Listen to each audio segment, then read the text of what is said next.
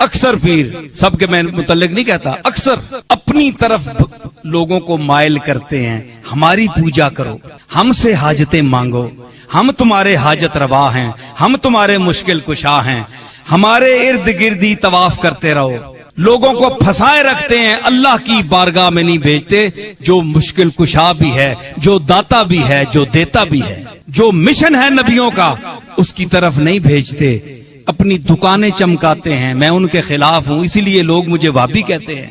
میں نے کون سا گناہ کر دیا ہے؟ میں نے وہ مشن اختیار کیا جو رسولوں نے اختیار کیا۔ بتائیں ہم میں سے کون تمہاری حاجت روا کر سکتا ہے؟ میں تو نہیں کر سکتا، میں تو خود محتاج ہوں اس کا، ہر سانس میں اس کا محتاج ہوں، تمہارے جیسا محتاج ہوں، کھلی زبان پہ کہتا ہوں، ڈنکے کی چوٹ پر کہتا ہوں۔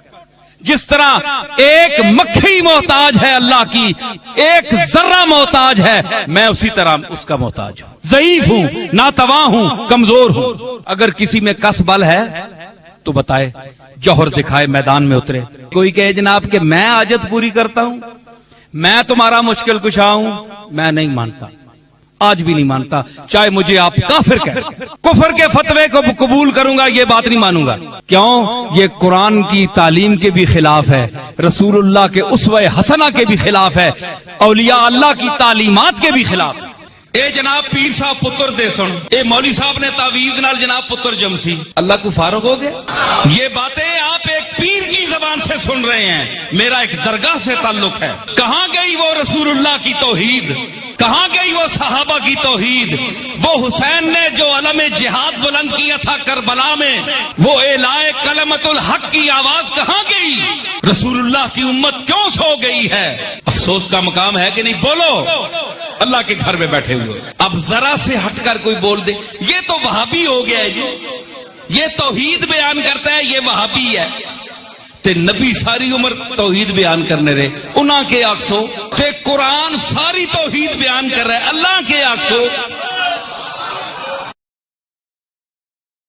اب میں چاہ رہا ہوں کہ آخر میں آج کی کلاس میں جتنا ہمارا ٹائم یہ بچا ہے 35-40 منٹ، اس میں وہ 10 بڑے بڑے جو وسوسے ہیں، اشکالات ہیں، ایمبیگوٹیز ہیں، دھوکے ہیں، جو علماء سو دیتے ہیں اپنی پبلک کو یہ بات منوانے کے لیے کہ بابوں کو پکارو، ولیوں کو پکارو، پیغمبروں کو پکارو، فرشتوں کو پکارو، بس اللہ کو نہ پکارو۔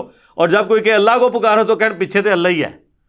انہوں نے اللہ نو بھی پیچھے کر دیتا ہے، نبی نو بھی پیچھے کرتا ہے، نبی کے مقابلے پہ اپنے اپنے بزرگ کھڑے کر لیے۔ جب ہم کہتے ہیں یار یہ تو قرآن میں تو یہ لکھا ہے، وہ کہتے ہیں جی ہمارے بزرگوں کو قرآن نہیں آتا تھا، اور ہمارے بزرگ تو وہی کچھ بتا رہے ہیں، پیچھے نبی نے، نبی بھی پیچھے۔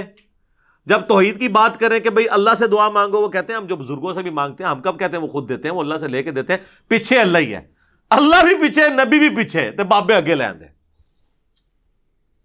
اور جو کہتا ہے کہ یار ان کو ہٹاؤ بابوں کو، اور اس کو بڑے آسان الفاظ میں کہتا ہے کہ مرنے سے پہلے اے مسلمان کر لے اس پہ غور، کتابوں کا خدا اور ہے، بابوں کا خدا اور۔ اس کے خلاف ہو جاتے ہیں کہ یہ کہتا ہے 2 خدا ہیں۔ نہ سر، خدا ایک ہی ہے، لیکن جن کوالٹیز کے ساتھ آپ کے بابوں نے بتایا وہ کوالٹیز وہ نہیں جو آسمانوں سے نازل ہوئے دین میں تھی۔ گویا کہ پھر الگ ہی آپ نے اپنا خدا بنا لیا، اگرچہ مان اسی کو رہے ہیں آپ۔ وہ 10 اشکال میں ایک ایک کر کے کوشش کرتا ہوں کور کروں جلدی سے، تاکہ آج ہی ہماری کلاس کنکلوڈ ہو جائے اس ٹاپک کے حوالے سے۔ 5 قرآن کے حوالے سے ہیں وہ اشکالات، اور 5 سنت یعنی صحیح الاسناد احادیث کے حوالے سے۔ پہلا اشکال یا دھوکہ یا ایمبیگوٹی وہ یہ دیتے ہیں کہ جی قرآن میں آیا ہے یا ایھا الذین آمنوا استعینوا بالصبر والصلاۃ، اے اہل ایمان مدد چاہو صبر اور نماز کے ذریعے۔ اور یہ پڑھتے آدھی آیتی ہیں، آگے نہیں پڑھتے کیا لکھا ہوا ہے، اور کہتے ہیں اس سے ثابت ہوا کہ صبر اور نماز تو غیر اللہ ہے، تو آپ غیر اللہ سے مدد مانگ سکتے ہیں۔ تو ہم کہتے ہیں میرے بھائی یہ تو آپ نے خود بھی کبھی نہیں مانگی، کبھی آپ نے کہا المدد یا نماز میری مدد فرمائیے، میری حاجت گیری کیجیے، یا صبر میری مدد فرمائیے۔ وہ خود ہی سوچ میں پڑ جاتے ہیں واقعی ہم نے تو یہ کبھی نہیں کہا۔ تو سر یہ آیت پوری پڑھیں، ان اللہ مع الصابرین، اللہ بے شک صبر کرنے والوں کے ساتھ ہے۔ یعنی صبر اور نماز وہ اعمال ہیں جو وسیلے کے طور پر اللہ تک پہنچنے کا ذریعہ ہے، مدد اللہ ہی سے مانگنی ہے۔ یہ تو ہماری دلیل ہے۔ صحیح بخاری میں نبی علیہ السلام نے جو ایک وظیفہ کیا کرتے تھے وہ رپورٹ کیا ابن عباس نے. وہ کہتے ہیں کہ ابراہیم علیہ السلام کو جب آگ میں ڈالنے لگے تھے نا، ابراہیم علیہ السلام بہت غیرت مند تھے توحید کے معاملے میں، تو انہوں نے اس وقت پکارا تھا حسبنا اللہ و نعم الوکیل، ہم نے اللہ ہی پر بھروسہ کیا، وہی بہتر کارساز ہے. اور ابن عباس کہتے ہیں تمہارے جد امجد ابراہیم بھی یہی کہا کرتے تھے، اور تمہارے نبی پہ بھی جب مشکل وقت آتا تھا وہ بھی یہی کہتے تھے حسبنا اللہ و نعم الوکیل. سر پورے قرآن میں انبیاء کی دعائیں ہیں کہ اس میں باب بزرگ کچھ بھی نہیں ہے، اور نہ کہیں تعلیم کیا گیا ہمیں کہ بابوں کو ڈال کے، انبیاء کی تعلیمات تو ہمیں سمجھانے کے لیے تھی، ایسا بھی نہیں. جامعہ ترمذی میں ایک حدیث ہے، اس کی صحیح سند المستدرک للحاکم میں ہے اور سنن نسائی الکبریٰ میں، کہ نبی صلی اللہ علیہ وآلہ وسلم ہر مصیبت اور پریشانی میں کہا کرتے تھے یا حی یا قیوم برحمتک استغیث، اے خود سے زندہ ہر چیز کو تھامنے والے، میں تیری رحمت کے ساتھ تیری مدد کا سوال کرتا ہوں. اگر نون سے پڑھیں گے تو پھر جمع کا صیغہ ہو جائے گا، ہم سوال کرتے ہیں. نستغیث بھی درست ہے، استغیث بھی درست ہے. الحمدللہ. اچھا اب دوسرا اشکال سنیں جی. وہ کہتے ہیں جی عیسیٰ علیہ السلام کے بارے میں قرآن میں آیا ہے، انہوں نے کہا تھا من انصاری الی اللہ، تو قال الحواریون نحن انصار اللہ. حضرت عیسیٰ نے خود مدد مانگی ہے جی غیر اللہ سے، اپنے ساتھیوں سے کہ کون اللہ کے لیے میری مدد کرے گا، اور ساتھیوں نے بھی کہا کہ ہم اللہ کے لیے آپ کی مدد کرنے کو تیار ہیں. تو اس کا مطلب یہ ہے کہ حضرت عیسیٰ کے صحابہ جو ہیں وہ حضرت عیسیٰ کے مشکل کشا ہوئے نا پھر تو، یعنی حضرت عیسیٰ نہیں مشکل کشا، ان کے ساتھی ان کے مشکل کشا تھے. واہ واہ سبحان اللہ. اس کا یہ مطلب ہی نہیں ہے. وہ کہہ رہے کون اللہ کے لیے مدد کرے میری دین کے کاموں میں. اس میں یہاں کا لکھا ہوا ہے کہ ان کے ساتھی فوت ہو گئے تھے اور وہ قبر پہ جا کے کہتے تھے قبروں سے نکلو اور روحانی طور پر جسد امثالی کے ساتھ آ کر میری مدد کرو. یہ بھی ایک نوی ٹرم ہے. تو دوسری کہنا نا قاسم نوتوی صاحب 6 سال بعد کس طرح نکلے وہ دیوبند کی صلح کرانے کے لیے بیداری میں. وہ کہتے ہیں جسد امثالی کے ساتھ ایک نیا ان کو جسم ملا تھا تو اسے قبر نکلا ہے. اچھا بریلویوں کے بابے نکل آئے تو وہ شرک، دیوبندیوں کے نکل آئے تو توحید. اپنی عقل کا علاج کروائیں. تو یہ تو بالکل ظاہری اسباب ہے. یہ وہی چیز ہے جو قرآن میں حکم ہے وَتَعَاوَنُوا عَلَى الْبِرِّ وَالتَّقْوَى وَلَا تَعَاوَنُوا عَلَى الْإِثْمِ وَالْعُدْوَانِ. نیکی پرہیزگاری کے کاموں میں ایک دوسرے کی مدد کرو، برائی کے کاموں میں نہ کرو. اس میں تو غیر اللہ کو غائب میں پکارا ہی نہیں جا رہا، نہ مرے ہوئے کو پکارا جا رہا ہے، نہ کسی دور والے کو، جو سامنے موجود ہے. وہ تو سر آپ کافر سے بھی مدد لیں. صحیح بخاری میں حدیث ہے نبی علیہ السلام کی وفات اس حال میں ہوئی کہ آپ کی زرہ گروی رکھی ہوئی تھی یہودی کے پاس اناج کے عوض، تو آپ کافر سے بھی مدد لیں ظاہری اسباب میں. لیکن یہ تو نہیں ہے کہ کوئی فوت ہو گیا ہے اور سامنے موجود نہیں، آپ اس کو مدد کے لیے پکار رہے ہیں. نہیں، وہ نہ آپ کسی جن کو پکار سکتے ہیں، نہ فرشتے کو، نہ کسی پیغمبر کو، نہ کسی بزرگ کو. اور یہ تو حضرت عیسیٰ کے ساتھی تھے نا. اس طرح کی آیت تو قرآن میں نبی صلی اللہ علیہ وسلم کے لیے بھی ہے. سورۃ الاعراف میں آیت نمبر 157 ہے، جس میں اللہ تعالیٰ نے باقاعدہ حکم دیا ہے اہل ایمان کو کہ تمہارا ایمان اس وقت کامل ہوگا کہ جب تم نبی کی مدد کرو گے ان کے دین کے سلسلے میں. فالذین آمنوا بہ وعزروہ، جو ان پر ایمان لے کر آئے پھر ان کی عزت کی، ونصروا، اور ان کی مدد کی، واتبعوا النور الذی انزل معہ، اور پیروی کی اس قرآن نور کی جو ان کے ساتھ نازل ہوا، اولئک هم المفلحون، وہ ہے فلاح والے. ہم آج بھی نبی علیہ السلام کی مدد کر سکتے ہیں ان کے دین کی اشاعت کر کے. تو اس کا کیا مطلب ہے ہم رسول اللہ کے مشکل کشا ہو گئے؟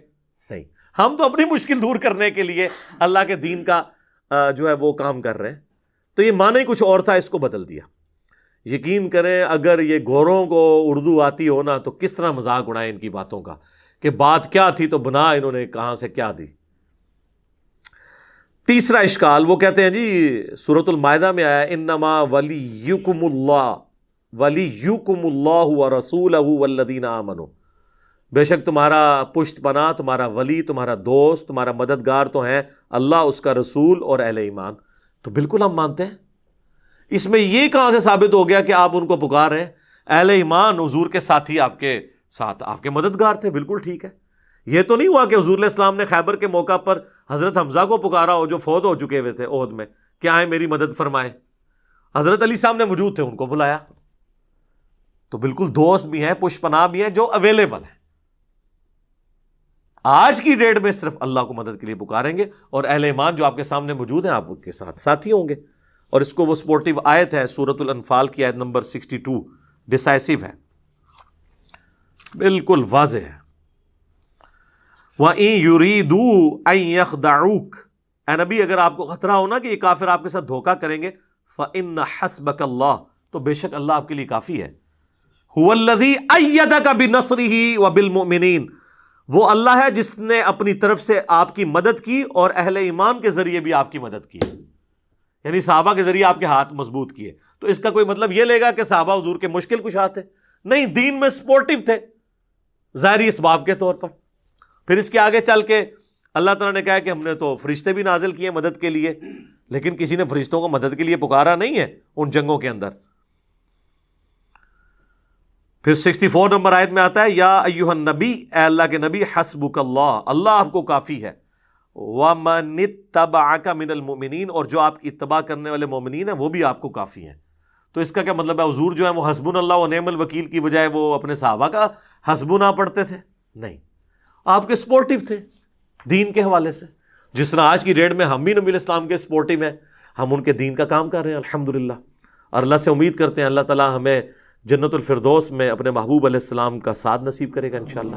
اللہم انا نسألک جنت الفردوس مع النبیین والصدیقین والشہداء والصالحین، آمین.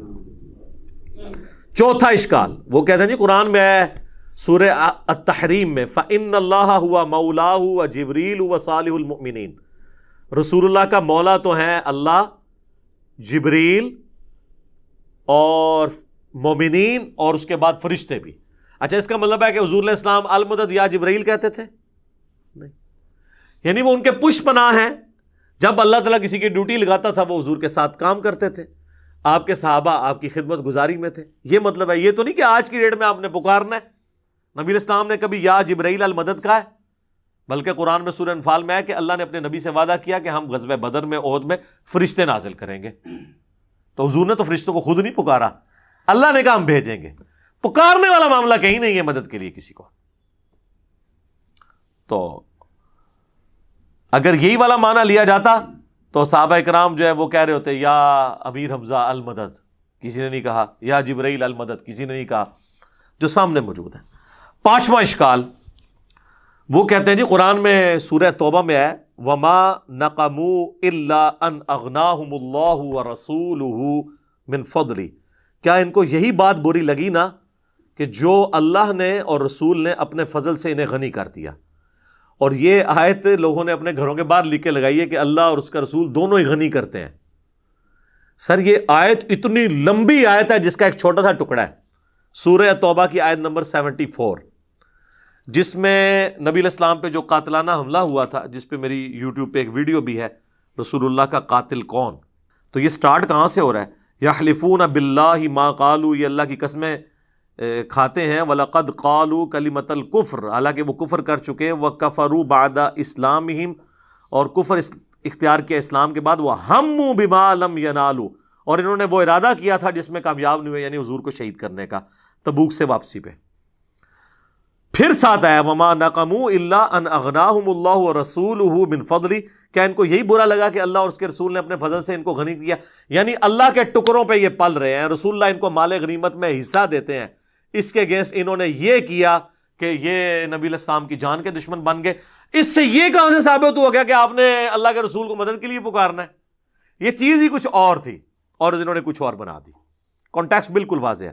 اور اس کو سپورٹیو حدیث جو میں نے پچھلی دفعہ بیان کی تھی بخاری اور مسلم دونوں میں، کہ 70 صحابہ کو جب دھوکے سے شہید کرنے لگے تو انہوں نے کیا کہا؟ اے اللہ ہمارے نبی کو ہمارے حال کی خبر کر دینا، ہم اپنے رب سے مل رہے اس حال میں کہ ہم اپنے رب سے راضی، ہمارا رب ہم سے راضی، ہم حضور کے دین پر ثابت قدم ہیں، اے اللہ ہمارے نبی تک ہماری یہ خبر پہنچا دینا. اور بخاری کے الفاظ ہیں حضرت جبرائیل نے آ کے خبر دی. انہوں نے یہ بھی نہیں کہا کہ اے جبرائیل آپ خبر پہنچا دیں، یا رسول اللہ انظر حالنا، انہوں نے نہیں کہا، انہوں نے کہا اے اللہ آپ خبر کر دیں.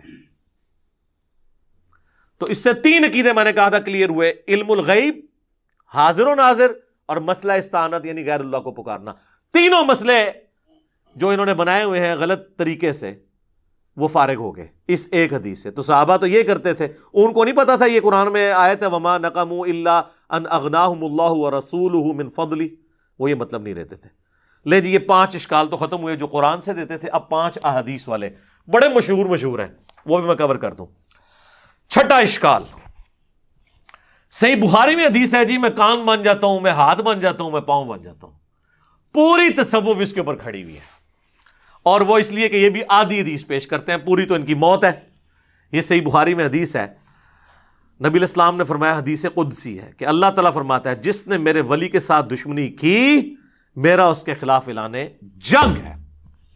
اب ولی سے آپ کو انڈیا پاکستان کے ولی نہیں, یہ ولی اللہ کی بات ہو رہی ہے, جو اللہ کی عبادت کرتے تھے. جو اپنی عبادت کرواتے ہیں نا وہ اللہ کے ولی نہیں ہیں, ان سے اعلان جنگ ہے میرا. صحابہ اہل بیت ان کے پیٹرن پہ چلنے والے وہ امام جنہوں نے ان کی تعلیمات ہم تک پہنچائی, اعلان جنگ ہے. اور میرا بندہ میرا قرب کسی چیز سے حاصل نہیں کر سکتا جو فرائض میں پابندی سے حاصل کرتا ہے. پہلی چیز فرض ہے, پھر نوافل کے ذریعے میرا اتنا قرب حاصل کرتا ہے کہ میں اس کے کان بن جاتا ہوں جس سے وہ سنتا ہے, میں اس کے ہاتھ بن جاتا ہوں جس سے وہ پکڑتا ہے, میں اس کی آنکھیں بن جاتا ہوں جس سے وہ دیکھتا ہے, میں اس کے پاؤں بن جاتا ہوں جس سے وہ چلتا ہے. بس اتنا کر کے وہ کہتے ہیں جس کے ہاتھ اللہ کے ہاتھ بن جائیں پھر ایتھوں اوتھے نہیں پہنچن گے, اے ابو کو رزلٹ کر لیندے. اور یہ عربی کے محاورے میں بات ہو رہی ہے, یعنی اس کا اوڑھنا بچھونا میں بن جاتا ہوں, یعنی میں اسے اسپیشل پروٹیکشن دے دیتا ہوں. ایک بار جب وہ کوشش کرتا ہے پھر اس کے ہاتھ پاؤں کان آنکھیں میری اطاعت میں ہی اٹھتی ہیں. وہ کہتے ہیں جی یہ تو وہ پہلے ہی کر رہا تھا تبھی اس کو انعام ملا, پھر انعام کیا ہوا؟ پہلے تو اس نے کوشش کی نا, انعام اس کو یہ ملا کہ اللہ اسے استقامت دیتا ہے, جو قرآن میں بھی آیا قل ان صلاتی و نسکی و محیایا و مماتی للہ رب العالمین. اے نبی تم فرماؤ بے شک میری نماز, میری قربانی, میرا جینا, میرا مرنا سب اللہ کے لیے. اچھا اس حدیث کا اگلا حصہ نہیں پڑھتے, اگلے الفاظ ہیں کہ جب وہ مجھ سے کوئی دعا کرتا ہے میں دعا قبول کرتا ہوں, اور جب مجھ سے پناہ طلب کرتا ہے اپنے دشمن کے اگینسٹ تو میں اسے پناہ عطا کرتا ہوں. تو میرے بھائی جس کا ہاتھ اللہ خود بن چکا ہے وہ دشمن کی گیچی خود کیوں نہیں مروڑ دیتا؟ اللہ سے کیوں مانگ رہا ہے؟ اس لیے کہ کوئی نہیں ایسے کر سکتا, اللہ ہی سے مانگنا ہے. ورنہ وہ کہتے ہیں ہاتھ بن گیا پاؤں بن گیا تو اب وہ جو مرضی کرے. اور ویسے آپ کو شرم نہیں آتی کہ اللہ کا پاؤں کوئی بنے گا؟ اس کا فزیکل معنی آپ لیں گے کہ اللہ کسی بزرگ کا پاؤں ہے تو پھر آپ پہ 295C لگے گی. آپ اس پیغمبر کی بھی توہین کریں گے اور اللہ کی بھی. تو یہ بات ہو رہی ہے محاورتاً, اور آگے الفاظ حدیث کی اس کی حفاظت کر رہے ہیں. لہٰذا یہاں سے دھوکہ دینا بند کریں. اور اس کو سپورٹیو حدیث ہے بخاری مسلم دونوں میں, اما عائشہ کہتی ہیں جب بادل نظر آتے نا اور آندھی چلتی تو ہم لوگ خوش ہوتے کہ بارش آئے گی, اور حضور صلی اللہ علیہ وسلم کے مبارک چہرے پر پریشانی کے آثار آ جاتے ہیں. تو میں کہتی اللہ کے نبی لوگ تو خوش ہو رہے ہیں بارش آئے گی اور آپ پریشان ہو رہے ہیں. تو آپ فرمایا کرتے اے عائشہ مجھے کیا پتا کہ ان بادلوں سے آگ برسے گی یا بارش کا پانی. تو کسی نے نہیں کہا یا رسول اللہ آپ کو نہیں پتا بارش کا پانی برستا ہے. لیکن حضور کا یقین اللہ پہ دیکھیں. پھر آپ نے سورہ الاحقاف کی وہ آیت تلاوت کی کہ قوم عاد پہ عذاب اسی طریقے سے آیا تھا کہ سخت گرمی کے بعد ایک بادل نمودار ہوا اور وہ ساری قوم اس کے نیچے آ گئی اور کہا کہ ابھی بارش برسے گی, اس میں سے آگ نکلی, سب ہلاک ہوئے. حضور نے سورہ احقاف کی آیت پڑھ کے کہا کہ مجھے بتاؤ عائشہ مجھے کیا پتا کہ اس بادل میں سے عذاب آنے والا ہے یا اللہ کی رحمت. اور پھر حضور علیہ السلام یہ دعا کیا کرتے اے اللہ اسے ہمارے لیے رحمت بنا دے جو بادل آئے ہیں. اگر حضور علیہ السلام اپنے بارے میں کہہ رہے ہیں کہ مجھے نہیں پتا کہ اس میں سے کیا ہونا ہے, تو آپ بابوں کے بارے میں کیا کہہ سکتے ہیں؟ وہ اشارہ کر کے یہ کر دیں گے تو وہ کر دیں گے. حضور علیہ السلام کا ذرا یقین دیکھیں کہ فیصلے اللہ نے کرنا ہے. تو میرا خیال ہے یہ کافی ہے. ہاتھ بن جاتا ہوں پاؤں بن جاتا ہوں, اس کی اگر پریکٹیکل مثال ہوتی تو نبی علیہ السلام کی مبارک ذات ہوتی. البتہ اس میں جہاں معجزات ہیں وہ ہم مانتے ہیں, جو بخاری مسلم میں آپ نے دعا کی بارش نازل ہو گئی, پھر اگلے خطبے میں وہی بندہ کھڑا ہوا پورے ہفتے تک بارش ہوتی رہی, اس نے کہا یا رسول اللہ ہمارے تو گھاٹ ٹپک رہے ہیں, تو آپ نے مبارک انگلی سے اشارہ کیا, اللہ تعالیٰ نے آپ کی دعا قبول کی, وہ معاملہ علیحدہ ہے. یہ تو رپورٹ ہوئی ہیں چیزیں. آپ جو بابوں کے بارے میں سٹوریاں بتا رہے ہیں وہ کوئی رپورٹ نہیں ہوئی ہیں, سب جعلی ہیں. اور اگر آپ کہتے ہیں اصلی ہے تو کر کے بتاتے سر, اے گھوڑا تو اے میدان. ایک نگاہ مار کے یوٹیوب سے نبی علیہ السلام سے متعلق گستاخانہ ویڈیو ڈیلیٹ کرا دیں تو بزرگی کس دہڑے کام آنی ہے؟ کس دن کام آئے گی آپ کی بزرگی؟ آئے نا. ہمیں تو آپ کہتے ہیں امت مر جائے اگر حضور کے گستاخانہ خا کے مان رہے ہیں. امت تو بعد مرے، پہلے وہ بابے کیوں نہیں مر جاندے جنہوں کی ڈیوٹیاں نے؟ ان کے پاس تو اختیار بھی ہے اور وہ امتی نہیں ہے، انہیں اپنے نبی کا درد نہیں ہے، ان کو تو ہم سے زیادہ ہونا چاہیے نا. تو آپ یہ بھی کہا کریں وہ سارے بابے بھی مر جان جنہوں کو اختیار ہے نگاہ مار کے ڈیلیٹ کرنے کا، وہ نہیں کروا رہے. علمی طور سے تو ویسے مر گئے نے ہوں، تو دوسرے طریقے نال بھی مارنا ہے، اس طریقے نال مارو، ساری جان چھڈو. اچھا جی، 7واں اشکال وہ کہتے ہیں نہیں، مسلم شریف میں حدیث ہے حضور نے ایک صحابی سے کہا کہ مانگ کیا مانگتا ہے؟ حضرت ربیعہ سے جو وضو کروایا کرتے تھے، سل ربیعہ. تو انہوں نے کہا جنت میں آپ کا پڑوس مانگتا ہوں. تو دیکھیں حضور نے جنت عطا فرما دی.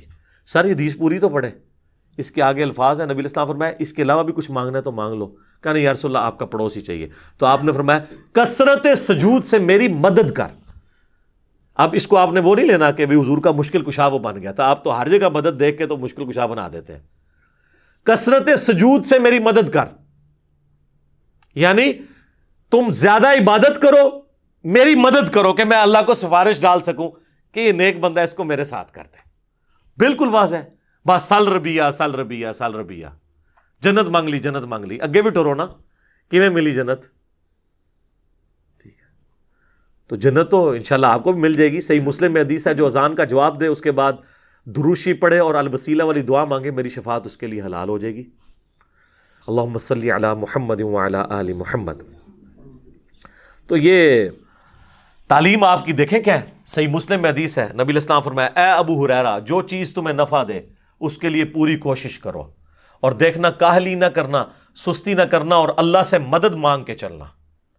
پھر بھی رزلٹ تمہارے خلاف آئے تو کبھی نہ کہنا کہ اگر میں یہ کر لیتا تو یہ ہو جاتا، اگر میں وہ کر لیتا تو وہ ہو جاتا. یہ اگر مگر شیطان کا دروازہ کھول دیتے ہیں.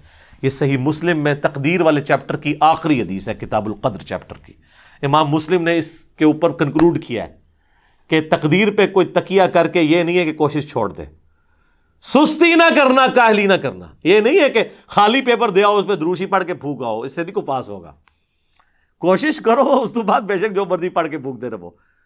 سستی اور کاہلی نہ کرنا، پھر اللہ سے مدد مانگنا. تو نبی علیہ السلام تو کہتے ہیں مدد اللہ سے مانگنا. اور وہ ڈیسائسو حدیث ہے جو جامع ترمذی میں ہے، مشکات میں موجود ہے. نبی علیہ السلام نے، ابن عباس کہتے ہیں مجھے سواری کے پیچھے سوار کیا اور مجھے کہا ہے بیٹے اللہ اکبر، اللہ کے حقوق کی حفاظت کر، اللہ تیری حفاظت کرے گا. ذرا الفاظ غور سے سنیں. اللہ کے حقوق کی حفاظت کر، اللہ تیری حفاظت کرے گا. کیا زبردست الفاظ ہے. اور اللہ تعالی کے احکامات کی پیروی کر، تو ہمیشہ اپنے رب کو اپنے سامنے پائے گا. تیری مدد کے لیے وہ ہر وقت ہوگا. اور جب بھی تجھے سوال کرنا ہو تو صرف اللہ ہی سے کرنا، اور جب مدد مانگنی ہو وَاسْتَعِن بِاللَّهِ تو صرف اللہ سے مدد مانگنا. اور بچے جان لے اگر پوری امت مل کے تجھے ذرے کے برابر بھی نقصان پہنچانا چاہے اور اللہ نہ چاہے تو نہیں پہنچا سکیں گے. اور اگر ساری امت، زمین و آسمان کی ساری مخلوقات مل کے ذرے کے برابر تمہیں فائدہ بھی پہنچانا چاہے نہیں پہنچا سکیں گی مگر جو اللہ چاہے. اور پھر حضور نے اس کو مزید مور لگائی. آپ نے فرمایا کہ تقدیر کے صحیفے خشک ہو چکے ہیں اور قلم اٹھا لیے گئے ہیں، یعنی جو اللہ نے فیصلہ کیا ہے نا وہی ہونا ہے. یہ حدیث کتنی ڈیسائسو ہے. نبی علیہ السلام اپنے اصحاب کی تربیت کرتے تھے کہ مانگنا ہے تو اللہ سے مانگنا ہے. اچھا جی، 8واں اشکال وہ کہتے ہیں جی ایک صحابی کی پنڈلی ٹوٹ گئی. صحیح بخاری میں آتا ہے حضور کے پاس پنڈلی لے کے آ گیا، حضور نے جوڑ دی، ہاتھ پھیرا. بخاری مسلم میں اشوب چشم مولا علی کو ہوا، حضور نے تھوک مبارک لگائی، ٹھیک ہو گیا. بخاری مسلم میں آتا ہے بارش نہیں ہو رہی تھی، حضور نے دعا کی، بارش شروع ہو گئی. جتنے یعنی حضور کے معجزات ہیں نا اس سے وہ کہتے ہیں آپ حضور سے مدد مانگنی ہے. سر یہ آج اگر نبی علیہ السلام دنیا میں موجود ہوں تو ہم اپنا ہر مسئلہ حضور کے پاس ہی لے کے جائیں گے. مسئلہ ہے حضور کی وفات کے بعد کا، جب آپ سے ہم کمیونیکیٹ نہیں کر سکتے. نہیں تو مجھ سے پھکی لے لیں. ثقیفہ بنی ساعدہ کے اندر جو کچھ ہوا جس کی وجہ سے آج تک امت دو ٹکڑے ہے، سنی شیعہ اختلاف، تو مولا علی اور ابو بکر کیوں نہیں حضور کی قبر پہ چلے گئے یا رسول اللہ؟ بلکہ میت بھی باہر تھی 2 دن تک. تو یا رسول اللہ فیصلہ کریں آپ کا سکسیسر کون ہے. نہیں. جنگ جمل صفین نہروان کے وقت کسی نے روضہ شریف میں جا کے حضور سے مشورہ کیوں نہیں کیا؟ سیدہ عائشہ 47 سال تک اس حجرے میں رہیں جہاں پہ قبر مبارک تھی. کوئی مشورہ؟ کچھ بھی نہیں. آپ کے فضائل درود میں شیخ زکریا لکھتے ہیں، تبلیغی جماعت والے اور دعوت اسلامی کے الیاس قادری صاحب فضائل سنت میں، کہ 555 ہجری میں شیخ احمد رفاعی کے لیے حضور نے قبر سے ہاتھ باہر نکال لیا اور 90,000 لوگوں نے یہ منظر دیکھا. اس زمانے میں جب جو ہے مسجد نبوی میں 90,000 کا مجمع بھی نہیں تھا آتا. کہانی. اور دیکھنے والوں میں شیخ عبد القادر جیلانی کا نام بھی ذکر کیا جاتا ہے. اور عبد القادر جیلانی بیچارے دیکھتے ہی رہے، انہوں نے نہیں چومے ہاتھ، اور انہوں نے مرید نے چوم لیا، شیخ احمد رفاعی نے. سب کہانیاں جوڑی ہوئی ہیں، جوڑتے رہے. یہ کچھ صحابہ کے ساتھ نہیں ہوا. تو یہ یعنی نبی علیہ السلام کی وفات کے بعد یہ جو معجزات ہیں، یہ تو ہم آج بھی مانتے ہیں حضور موجود ہوں. اور میں اب اس سے زیادہ سخت بات کرنے لگا ہوں، برا نہیں ماننا. اگر کسی کو یقین ہے نا کہ ایسا ہوتا ہے تو اپنی ایک پنڈلی کی قربانی دے نا، خود ہی توڑ کے لے آئے. روضہ شریف تک ہم اسے لگا دیتے ہیں، ویزا لگوا دیتے ہیں، وہاں پہ روضہ شریف پہ آپ کو لے جاتے ہیں. جائیں اپنی پنڈلی کی ہڈی جوڑ کے بتائیں. ان کو بھی پتہ نہیں جوڑے گی. ہاں، نبی علیہ السلام اگر دنیا میں موجود ہوں تو یقیناً ہاتھ پھیرنے سے یہ ہو جائے گا. ان کو بھی پتہ ہے کہ آج کی ڈیٹ میں نہیں ہوگا. حضور کی وفات کے بعد کیا لوگ جا کے قبر سے جا کے مانگا کرتے تھے؟ بخاری مسلم سے یہ معجزہ پیش کرتے ہیں 1500 صحابہ کے لیے پانی کے چشمے جاری ہو گئے مبارک انگلیوں سے. بالکل ہوئے. لیکن حضور کی وفات کے بعد کیا قبر سے جا کے کوئی کہتا تھا جی آپ انگلیوں سے چشمے جاری کریں؟ اور میں نے تو بتایا صحیح مسلم میں ایک حدیث ہے، حضرت عمر نے ایک سفر کے دوران حضور کو پانی جمع کر کے کہا کہ یا رسول اللہ آپ اپنا مبارک ہاتھ رکھ کے دعا فرمائیں نا، اس میں سے چشمے جاری ہوں.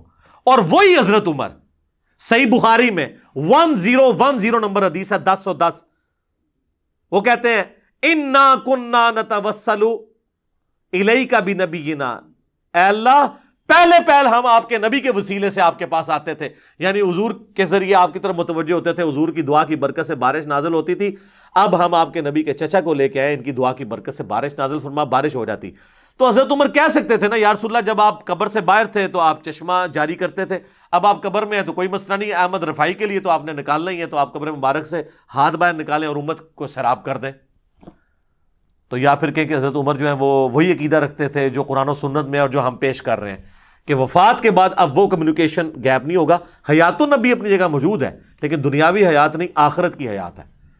حیات النبی پہ سب سے زیادہ ویڈیوز ہی میری ہیں، لیکن وہ دنیاوی حیات نہیں ہے، آخرت کی زندگی ہے، جس میں نہ سانس ہے، نہ کھانا پینا ہے دنیا والا، نہ ٹوائلٹ ہے.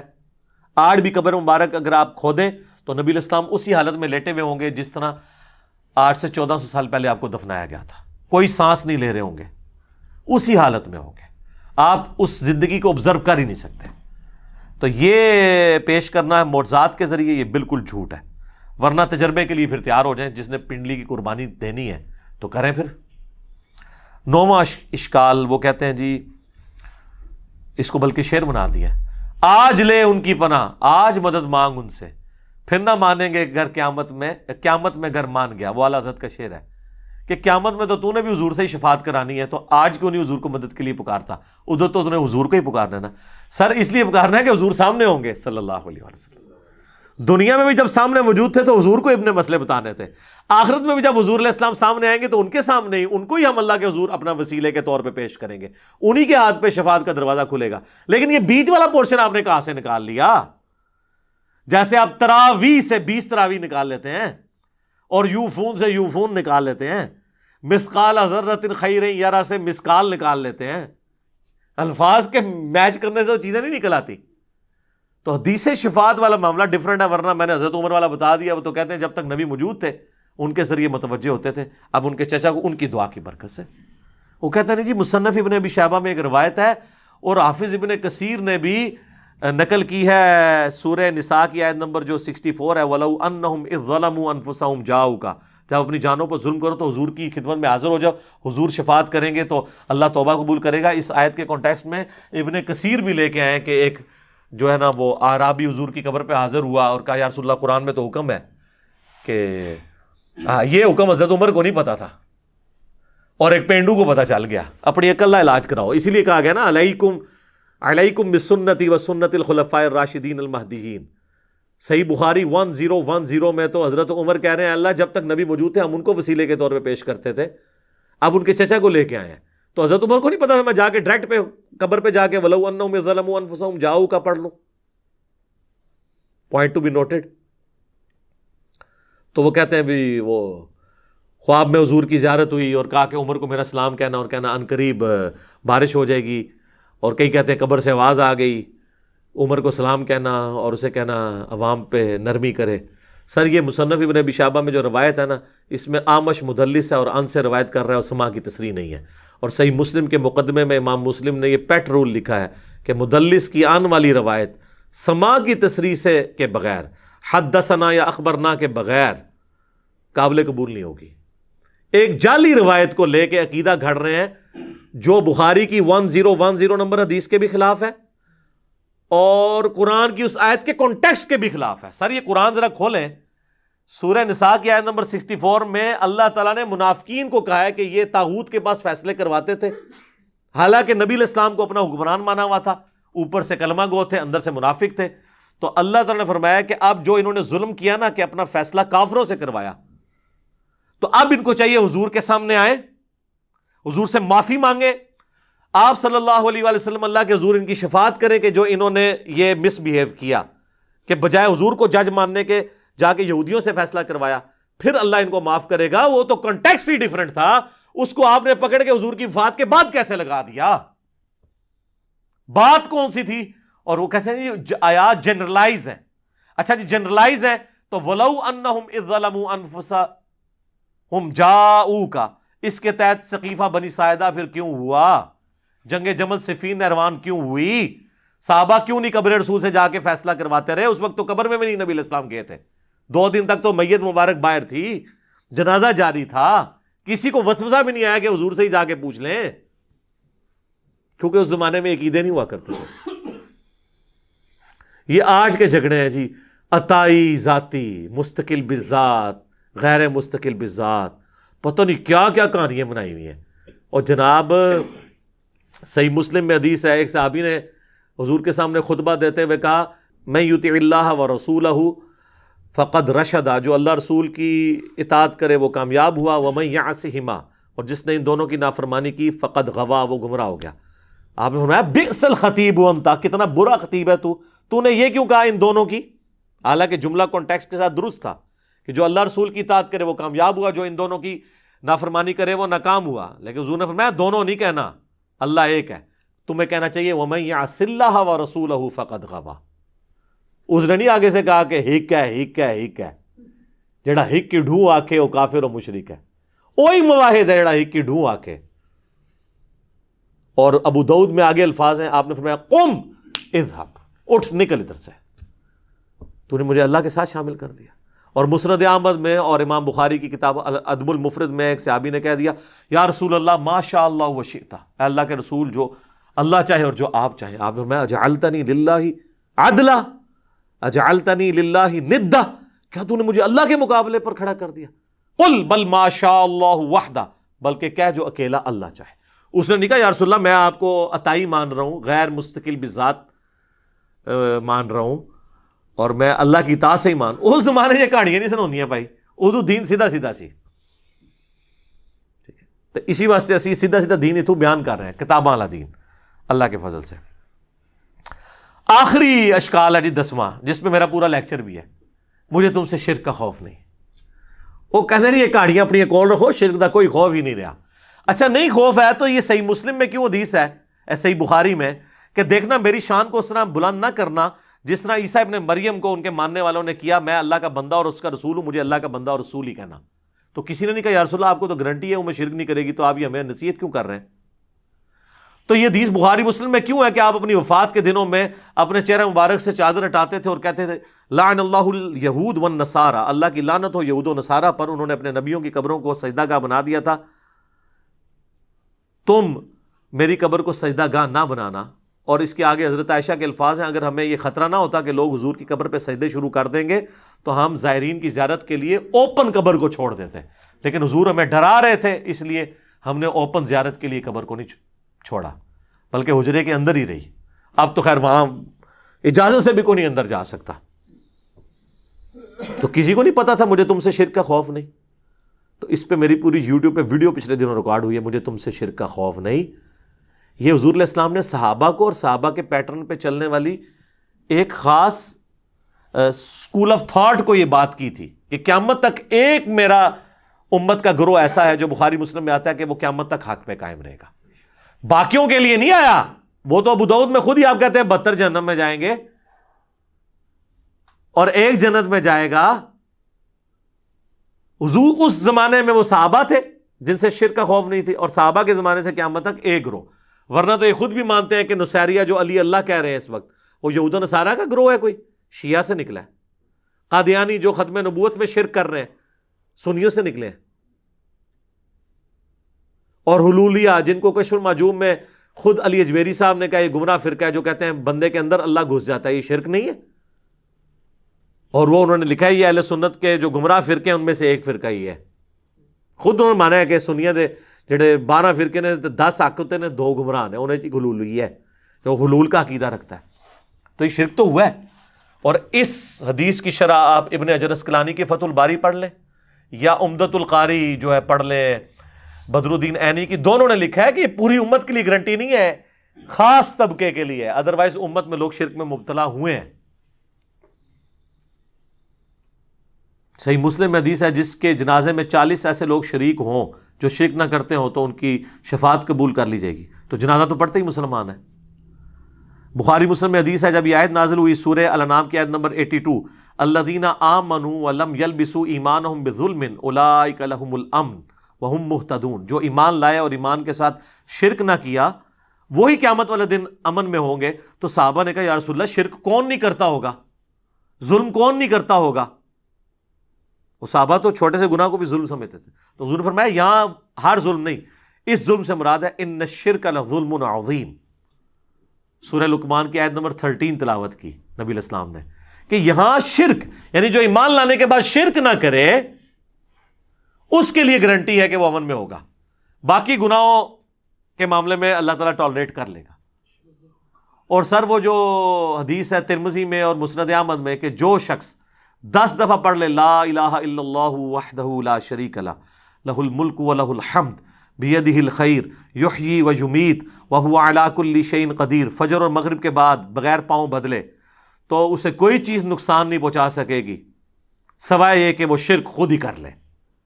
اس میں یہ الفاظ ہے. تو حضور کو تو کہنا چاہیے شرک ختم ہو گیا تو پھر شرک کہاں سے کر لے. تو اس کا مطلب یہ ہے کہ لا الہ الا اللہ پڑھ کے بھی اگر کوئی شرک کر رہا ہے نا تو بے شک وہ نماز کے بعد لا الہ الا اللہ پڑھتا رہے یا موت کے وقت لا الہ الا اللہ پڑھتا رہے کوئی فرق نہیں پڑنا اگر ساتھ وہ شرک کر رہا ہے. جو سورہ یوسف میں آیا کہ اکثریت لوگوں کی اللہ پر اس حال میں ایمان لاتی ہے کہ وہ شرک بھی کر رہی ہوتی ہے ساتھ. چلو مسلمان تو برا مانیں گے، غیر مسلم اللہ کو مان بھی رہے ہیں اور شرک بھی کر رہے ہیں ساتھ. کرسچن اللہ کو مان رہے ہیں، ہندو اللہ کو مان رہے ہیں، ساتھ شرک بھی کر رہے ہیں. تو یہ ایک پورا ڈیٹیل ٹاپک تھا، اس کے اوپر میں نے الگ سے ویڈیو ریکارڈ کروا دی ہے. 5 لیکچرز میں اینڈ پہ بتا دیتا ہوں چونکہ میں سب کچھ کور نہیں کر سکتا. نمبر 1 مجھے تم سے شرک کا خوف نہیں، رومن میں لکھیں. نمبر 2 وسیلے کے ذریعے دھوکہ، وسیلے کو ہم مانتے ہیں لیکن وسیلہ استعانت کو ثابت نہیں کرتا.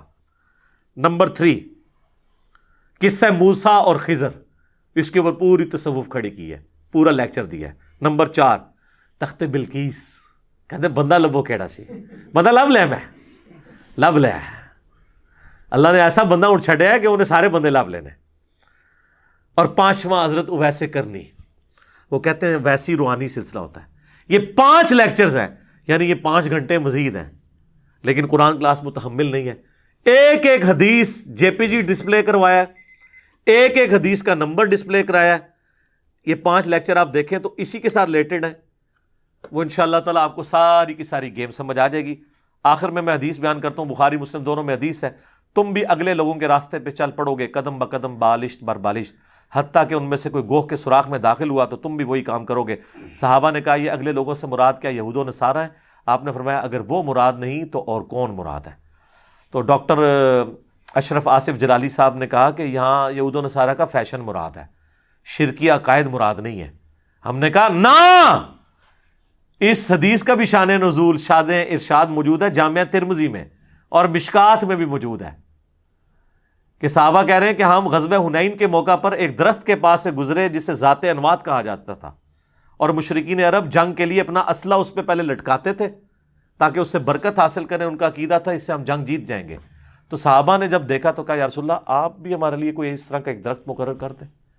ہائے ہائے، آپ نے کہا سبحان اللہ، آج تو تم نے وہی بات کر دی جو موسیٰ کے ماننے والوں نے کی تھی۔ پھر نبی علیہ السلام نے سورۃ الاعراف کی آیت تلاوت کی کہ موسیٰ کے ساتھی جب ایک جگہ سے گزرے جہاں پہ کچھ لوگ بتوں پر دھیان کیے ہوئے اعتکاف بیٹھے تھے، تو کہا ہمارے لیے بھی اللہ کا کوئی بت بنا دے۔ حضور نے کہا تم مجھ سے اللہ کا بت مانگ رہے ہو؟ کسی نے نہیں کہا یا رسول اللہ ہم نے اللہ کا بت کہا، ہم تو فیض کے لیے ایک درخت مانگ رہے ہیں، تو اسی قبرہ پہ چٹ دے ہو۔ حضور نے درخت نہیں چٹن دیتا اور کہا کہ اے بھی اللہ کا بت بنان لگے ہو تسی۔ تو آپ فرمایا تم نے موسیٰ کے ماننے والی بات کر دی۔ پھر آپ فرمایا اللہ کی قسم تم بھی اگلے لوگوں کے پیچھے چل پڑو گے، یعنی جو جو شرکیہ کام انہوں نے کیے تم بھی کرو گے، یعنی اس امت میں بھی یہ کام آئیں گے۔ تو یہ حدیث بخاری مسلم کی وہ شرح بیان کر رہی ہے کہ یہاں مراد فیشن نہیں ہے بلکہ شرکیہ عقائد ہیں جن سے اللہ تعالی ہمیں محفوظ رکھے۔ اللہ تعالیٰ سے دعا ہے جو حق بات میں نے کہی اللہ تعالیٰ ہمارے دلوں میں راسخ فرمائے، اگر جذبات میں میرے منہ سے کوئی غلط بات نکل گئی تو اللہ تعالیٰ ہمارے دلوں ہی سے معاف کر دے، ہمیں شرک کی لعنت سے بچائے، توحید کے اوپر قائم رکھے اور اس کا سپاہی بننے کی توفیق عطا فرمائے۔ امام الموحدین صلی اللہ علیہ وآلہ وسلم کی قیامت والے دن ہمیں شفاعت نصیب فرمائے۔ سبحانک اللہم وبحمدک اشہد ان لا الہ الا انت استغفرک واتوب الیک وما علینا الا البلاغ المبین۔ جزاکم اللہ خیرا۔